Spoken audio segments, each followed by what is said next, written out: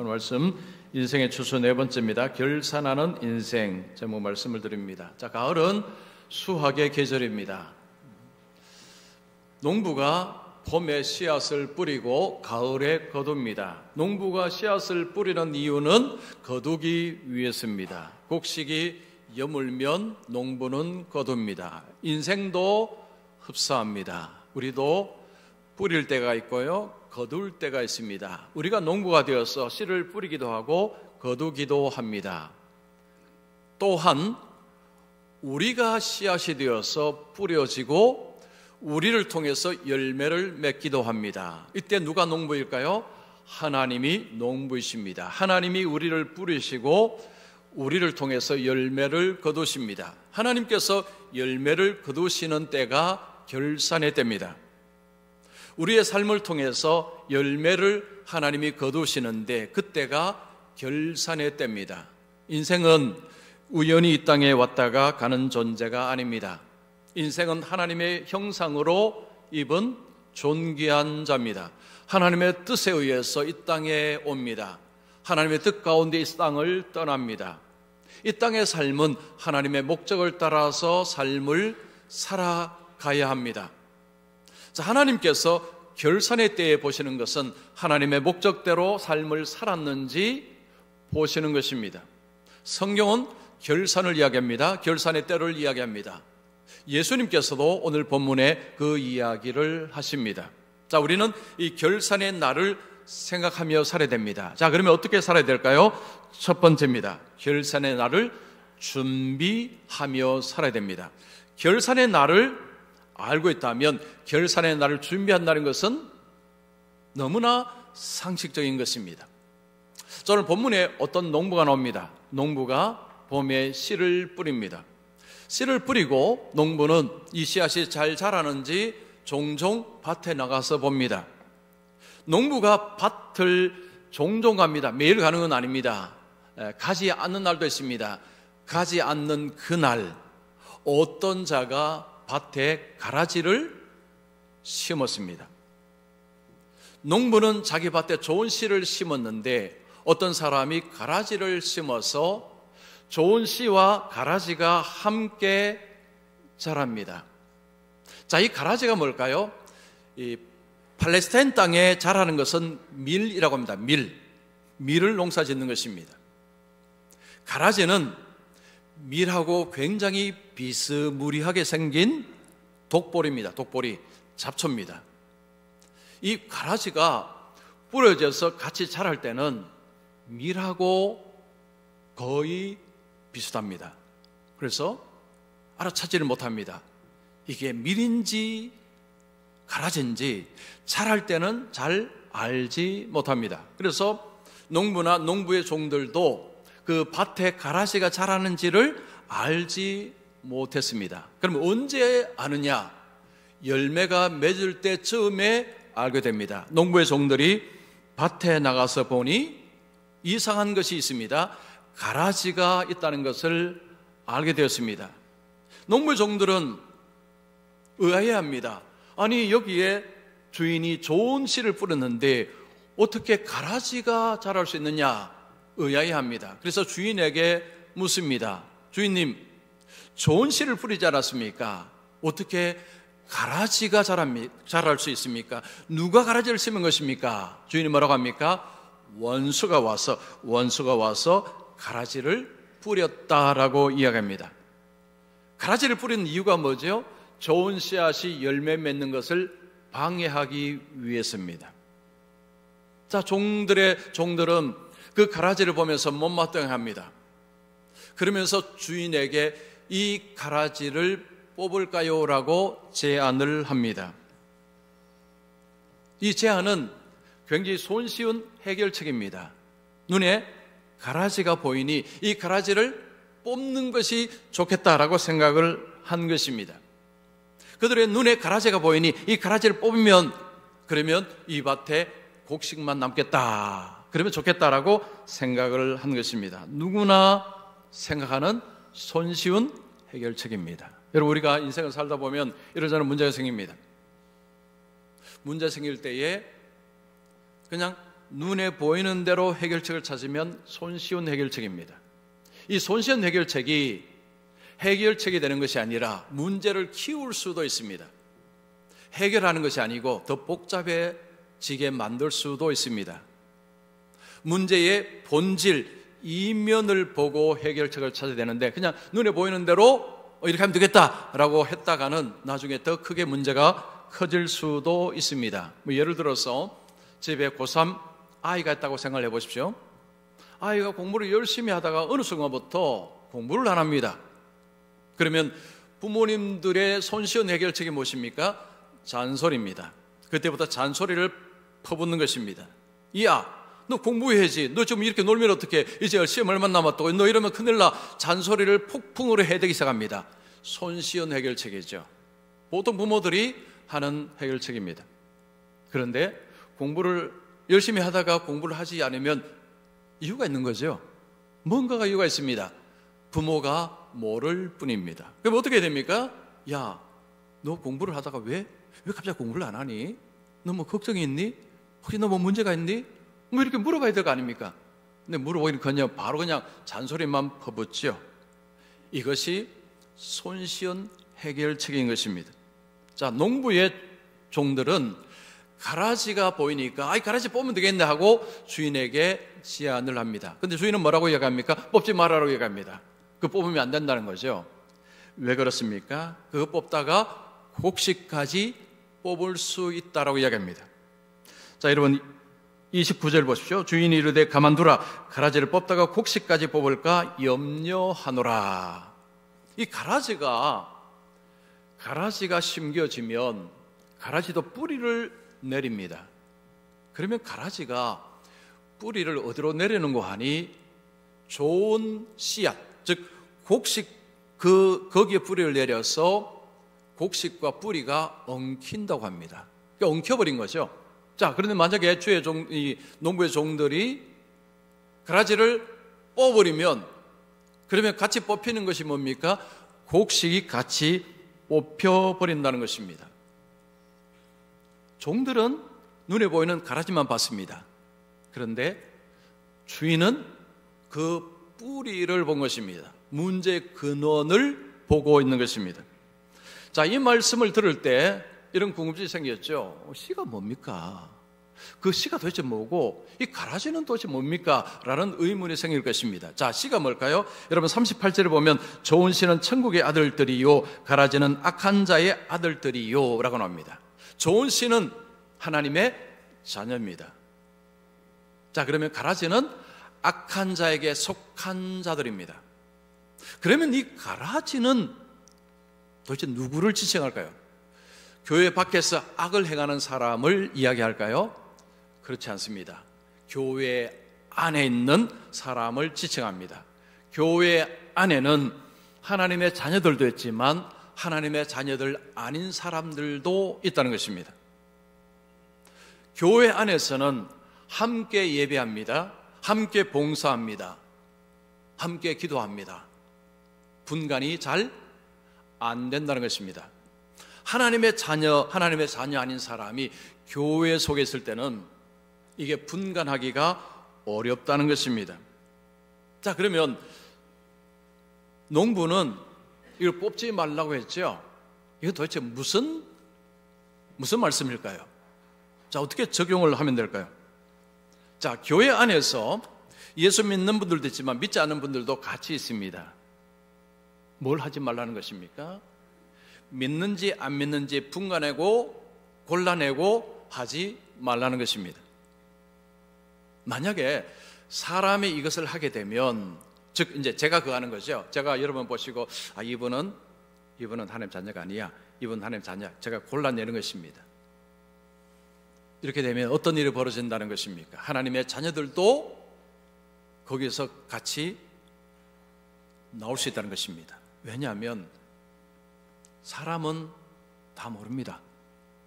제가 어찌 여러분이 구원받을지 안 받을지 제가 어찌 알겠습니까? 사람은 이것을 판단할 수 있는 능력이 없습니다.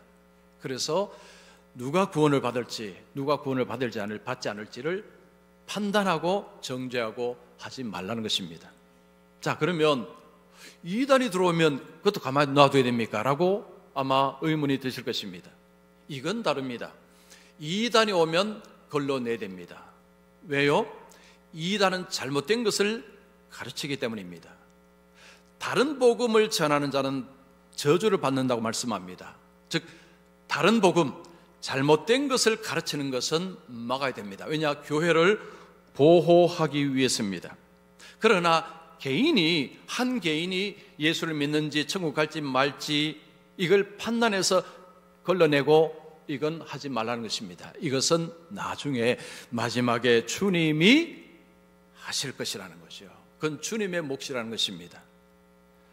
여러분, 중요한 것은 30절이 우리에게 그 마지막 날이 완전히 운명이 갈려버린다는 거죠. 여러분 30절 보시면 둘 다 추수 때까지 함께 자라게 두라. 추수 때에 내가 추수꾼들에게 말하기를 가라지는 먼저 거두어 불사르게 단으로 묶고 곡식은 모아 내 곡간에 넣으라 하리라. 그동안은 같이 살아갑니다. 같이 교회 속에서 함께 예배하고 함께 봉사하고 함께 합니다. 그러나 마지막 때가 되면, 결산의 날이 되면 확 갈려버린다는 거죠. 이것이 주님의 말씀입니다. 자, 성경은 결산의 때를 이야기합니다. 한두 군데 이야기하는 것이 아닙니다. 신구약에서 이야기합니다. 자, 구약의 말씀을 하나 보겠습니다. 전도서 12장 14절 우리 같이 읽습니다. 시작. 모든 행위와 모든 은밀한 일을 선악간에 심판하시리라. 전도서에 이야기하죠. 선악간에 하나님께서 모든 사람을 심판하신다. 심판하신다는 것은 결산하신다는 것입니다. 자, 구약에도 이런 말씀이 있고요. 그리고 신약에 오면 예수님께서 이런 말씀 많이 하셨습니다. 마태복음 25장에 보면 예수님이 다시 오실 때 사람들을 양과 염소로 가른다고 하셨습니다. 자, 신약 성경은 이 결산의 날을 언제라고 이야기하느냐 하면 예수님이 재림하시는 날입니다. 예수님이 다시 오시는 날입니다. 사람들을 양으로 염소로 가릅니다. 양은 곡식입니다. 가라지는 염소입니다. 염소가 가라집니다. 이렇게 가를 것임을 말씀합니다. 보통 예수님의 재림하면 아직도 멀었지. 아직도 멀어. 아주 뭔지 올지도 모르시고 뭔 이야기로 들립니다. 성경은요, 결산의 날을 더 당깁니다. 언제냐? 여러분이 이 세상을 떠나는 날입니다. 죽음의 날이 결산의 날이라고 말씀합니다. 히브리서 9장 27절 같이 읽습니다. 시작. 한 번 죽는 것은 사람에게 정해진 것이요 그 후에는 심판이 있으리니. 예수님의 재림하시는 날, 혹은 우리가 세상을 떠나는 날, 그 날이 우리에게는 결산의 날이 된다는 것입니다. 그래서 예수 믿는 사람은요, 죽음을 어떻게 생각해야 됩니까? 결산의 날이라고 생각을 하시며 사셔야 죽음에 관해서 바르게 이해를 하고 계시는 것입니다. 여러분, 세상은 죽음을 이렇게 말하지 않습니다. 어떤 죽음이 삶에게 말했다라는 책이 있습니다. 이 책에 나오는 이야기 하나 하겠습니다.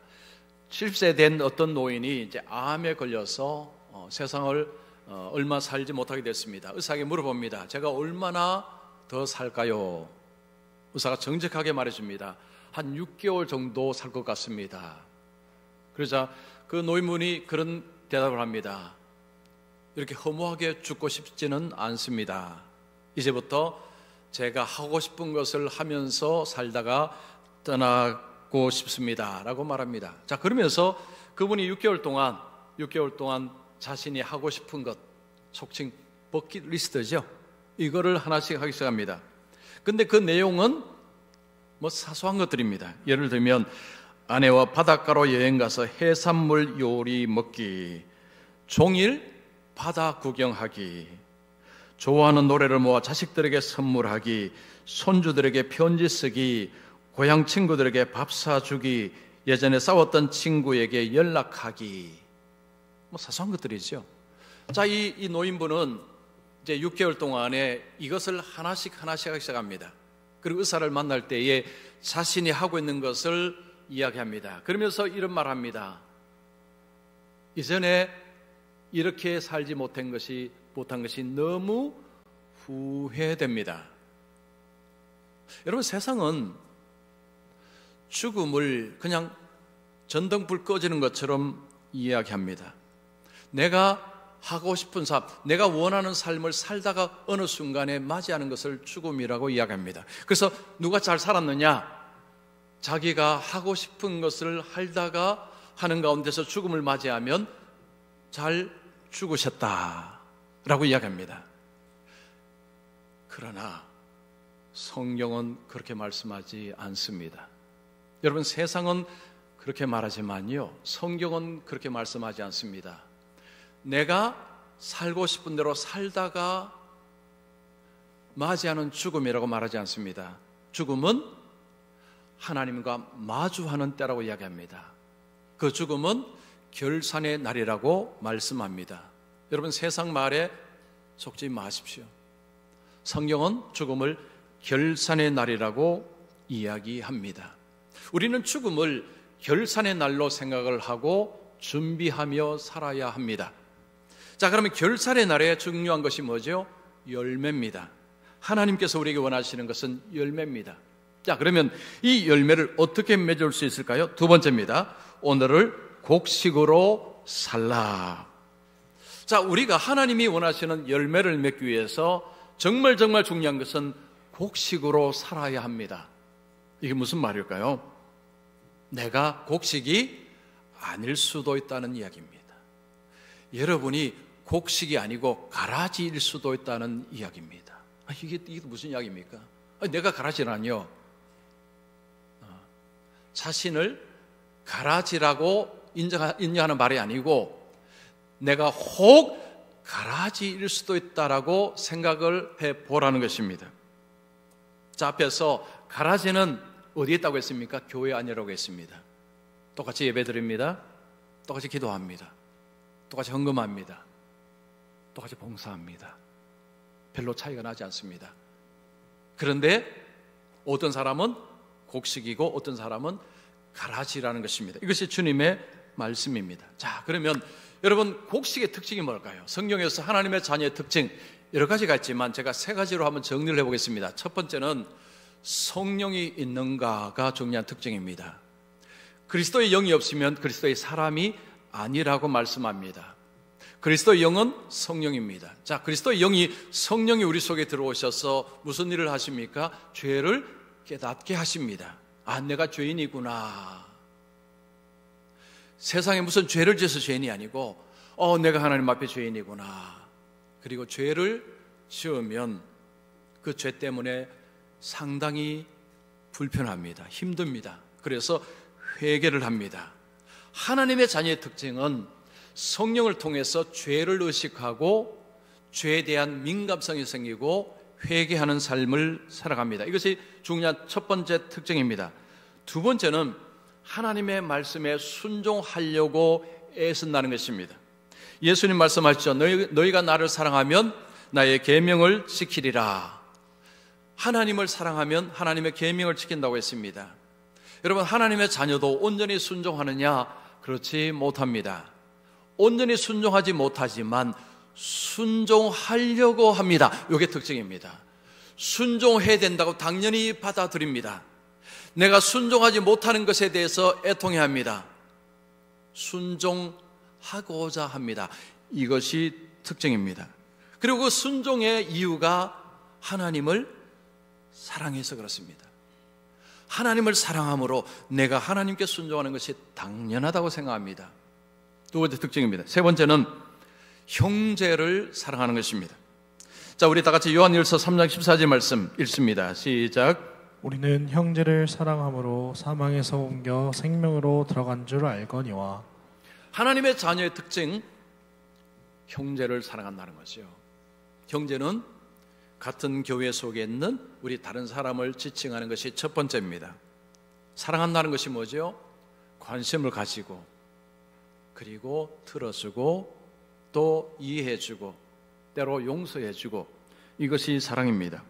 뭐 이외에도 여러 가지가 있지만 핵심적인 것을 세 가지로 말할 수 있습니다. 여러분, 그 세 가지를 들을 때에 어떻습니까? 내가 가라지인가? 어떻게 보면 내가 알고 끄기도 하고. 여러분 자신을 한번 생각해 보시는 것이 필요합니다. 예수님께서는요, 믿는 자들이 착각을 할 수 있다는 것을 분명히 말씀하셨습니다. 나더러 주여 주여 하는 자마다 다 천국에 들어갈 것이 아니요. 예수님이 하신 말씀이죠. 분명히 교회에서 주님을 향해서 주여 주여라고 외치고 기도도 했는데, 그런데 그 중에 못 들어가는 사람이 있다고 주님이 말씀하셨습니다. 제가 이야기하는 게 아니고 예수님이 그 말씀을 하신 것입니다. 이거 뭘 의미하죠? 거짓 확신을 한 것입니다. 이게 본인은 천국 간다라고 확신을 했는데 그 확신이 거짓 확신이라는 것입니다. 우리는 얼마든지 거짓 확신을 할 수 있습니다. 보통 사람이 자기를 평가할 때요, 평가할 때 미화하는 경향이 있다고 합니다. 미화. 그러니까 더 이렇게 부풀린다는 거죠. 더 좋게 말하는 성향이 있다는 것입니다. 이 신앙에도 그대로 적용됩니다. 우리가 말로는 제가 부족하죠. 제가 부족하죠라고 말하면 속으로 어떻게 생각합니까? 내만큼만 믿어라. 내만큼만 믿으면 우리 교회가 얼마나 좋은 교회가 되는데. 이렇게 생각하시죠? 안 하신다는 표정으로 저를 보시는데, 여러분 우리는 이런 성향이 있습니다. 이게 자기 자신을 이렇게 부풀리는 성향이 있습니다. 여러분 성경에 이런 인물 한 사람을 딱 꼽으라면 누구를 꼽을까요? 베드로입니다. 베드로. 베드로라는 인물이 자기 대해서 엄청나게 과장으로 생각하는 사람입니다. 베드로가 예수님 십자가 지기 전에 뭐라고 했습니까? 다른 사람 다 버려도 나는 절대로 버리지 않겠습니다. 내가 죽을지언정, 내가 주님과 함께 죽을지언정 주님을 부인할 일은 절대 없을 것입니다 라고 큰 소리 펑펑 쳤습니다. 그런데 어떻게 되었습니까? 그가 예수님을 3번씩이나 저주하며 부인을 했습니다. 우리는 베드로를 보면서 교훈을 삼아야 됩니다. 신앙은 소리치는 것이 아니다라는 건요. 여러분 신앙은 말로 하는 게 아닙니다. 말로 하는 신앙은요, 의심해 봐야 됩니다. 말로 많은 사람이 있죠. 일단 의심을 할 필요가 있습니다. 그분들은 거짓 확신 속에 있을 가능성이 매우 매우 높습니다. 여러분 이 거짓 확신은요, 결국 결산의 날에 무너질 것입니다. 예수님께서 결산의 날에 이제 곡식과 가라지를 그대로 분간하실 것입니다. 평소에 내 정도만 믿으면 그러면 교회가 얼마나 달라지고 누구 때문에 교회가 이 문제가 많아. 그분이 가라지가 될 수 있습니다. 그분이.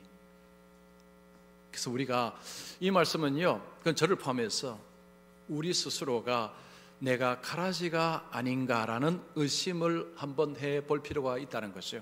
왜냐하면 사람은 자기 과신을 워낙 잘하기 때문에 스스로가 믿는 것에 대해서 굉장히 좋은 점수를 많이 준다는 거죠.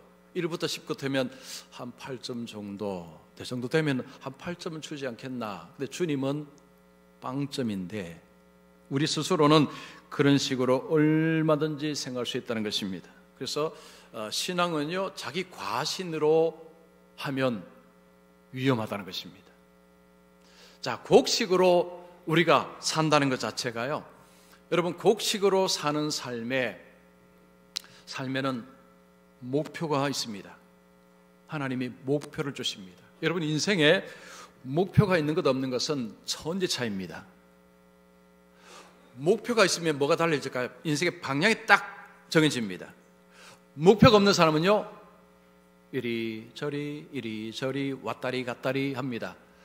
목표가 뚜렷한 삶은 목표가 있기 때문에 방향이 딱 정해져서 그리로 갑니다. 물론 삶 속에 여러 가지 어려움도 있고 좀 그런 게 있어도 그래도 방향이 분명해집니다. 그 다음에요, 시간 관리에 있어서 우선순위가 딱 정해집니다. 목표가 분명한 사람들 보십시오.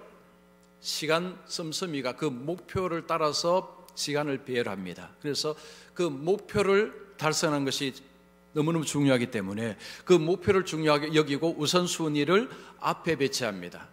그래서 행동화할 때에 그 우선순위를 따라서 행동합니다. 그래서 여러분 인생에 목표가 있는 것은 너무너무 중요하고 이 곡식들에게는 목표가 있습니다.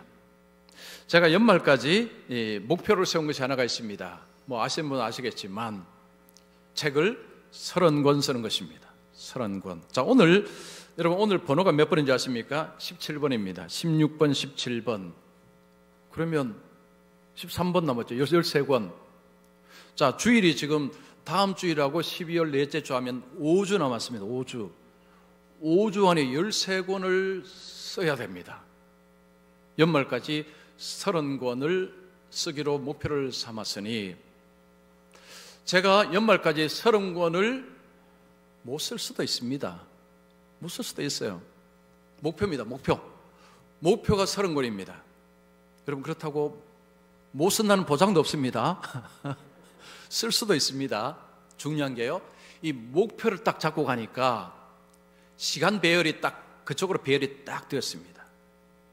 요즘 이제 소음 때문에 막 시끄럽고 하니까요, 막 시끄럽고 해서 이제 제일 조용한 시간은 언제냐면 새벽기도 마치고 8시 한 반까지, 8시부터 밤부터 막 이제 우르쾅쾅쾅 소리 나거든요.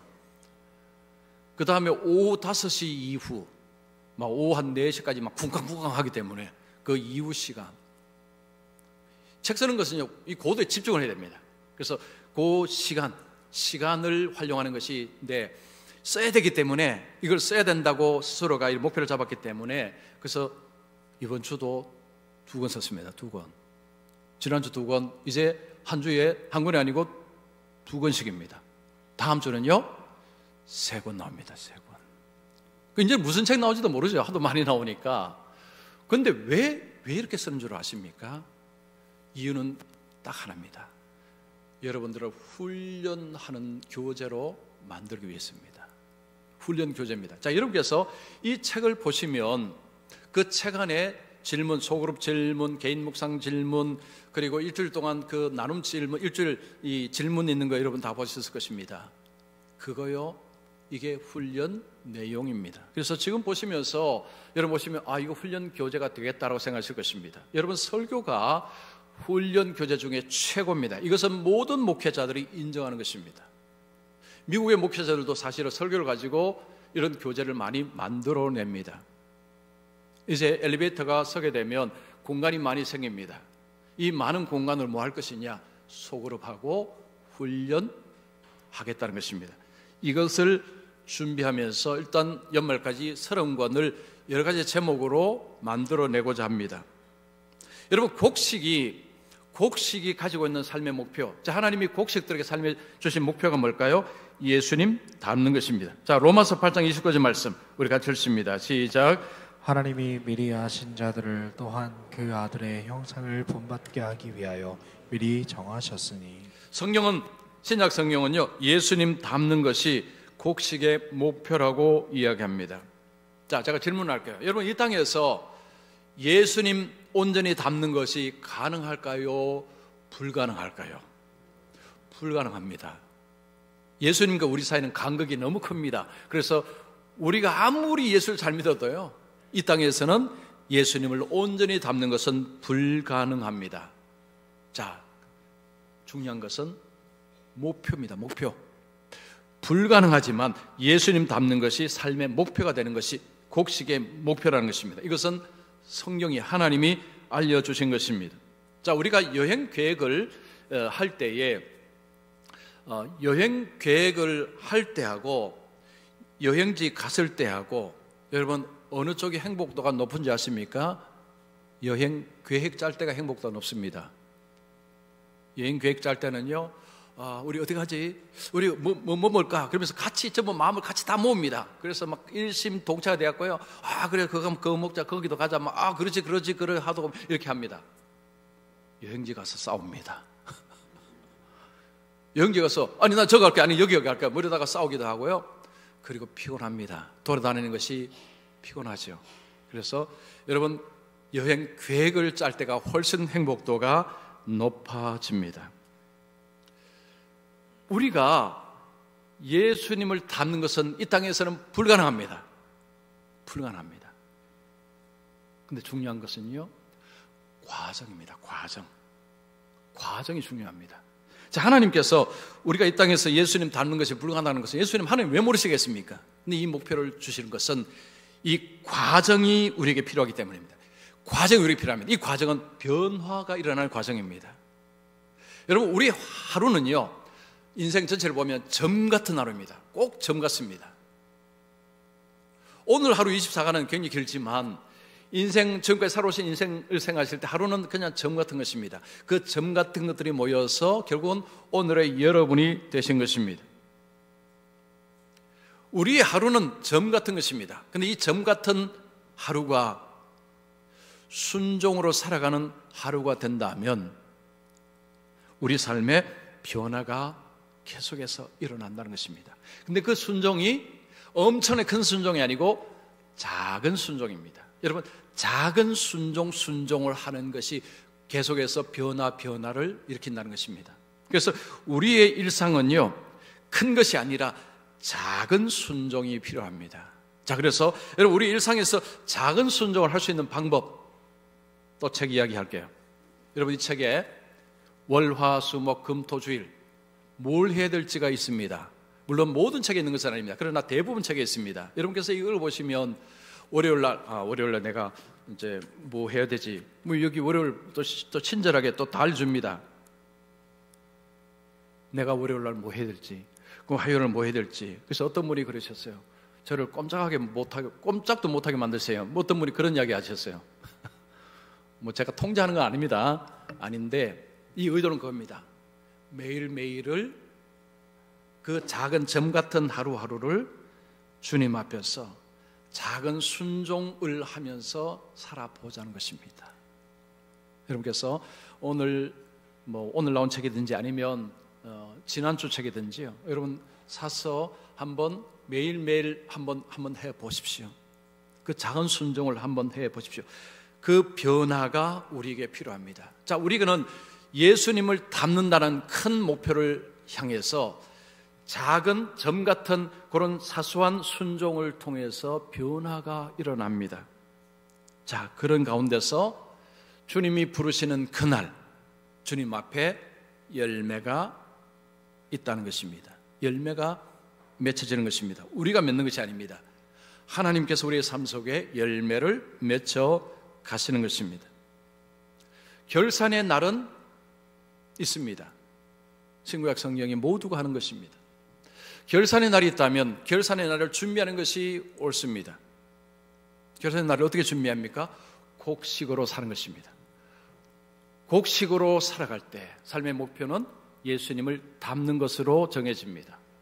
그 삶을 점 같은 하루하루를 살아가는 가운데서 때가 되면 하나님 앞에 열매가 맺혀진다는 거죠. 이 곡식이 여물게 되는 것입니다. 저는 우리 교회가, 우리 성도님들이 이제 주님 앞에 설 날, 주님 앞에 섰을 때에 아름다운 열매로, 여러분의 삶의 아름다운 열매로 주님 앞에 드려지시기를 축원합니다.